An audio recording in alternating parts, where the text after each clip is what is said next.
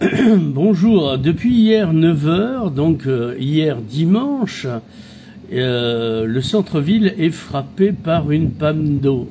Encore qu'hier encore, j'avais un filet d'eau au robinet, maintenant il n'en est plus rien.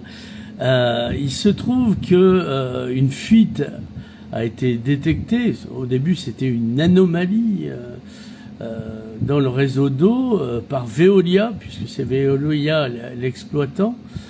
Et PMM a demandé à réparer, seulement c'est, paraît-il, très mal placé. Dans la foulée, la mairie de Perpignan, même si c'est pas à elle de faire le boulot, puisque ça fait partie des compétences de PMA, comme pour les ordures, eh bien, a fait dès 22h30 des distributions d'eau. La question, c'est quand est-ce que ça va être réglé, puisque même si j'ai eu le plaisir d'avoir quelque chose comme 12 litres d'eau, la consommation humaine par jour et par habitant, c'est 148 litres à 150 litres pour les usages domestiques, ce qui équivaut à 54 mètres cubes par an par habitant.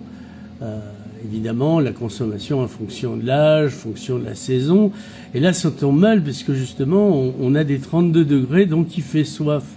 Alors, n'ayant pas de toilette sèche, il faut tirer la chasse.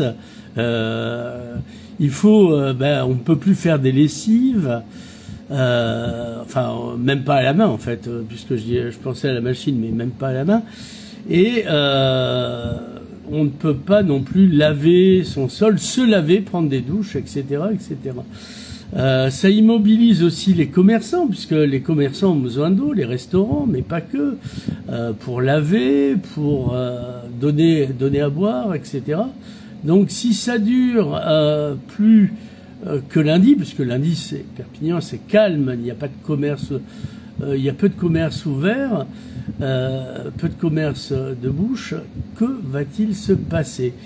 Donc, si vous trouvez qu'il manque de l'eau, n'accusez pas le pauvre Louis Alliot, il faut demander à Robert Villa, qui est le président de la communauté urbaine, de voir si Veolia est le plus qualifié pour gérer la fonction de l'eau, ou s'il ne faudrait pas être autonome pour l'exploitation de l'eau. Ça avait été un des enjeux pour la municipalité à Aisne. Je crois que désormais, ils sont en autonomie d'eau.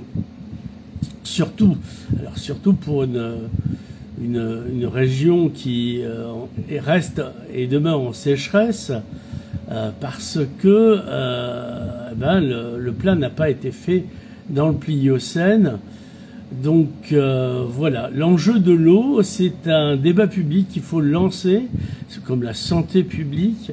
Il y a plein de débats à lancer, justement, et les municipales pourraient être ce prétexte, plutôt que de parler de l'école 42, l'islamophobie, etc. Ça manque en vrai.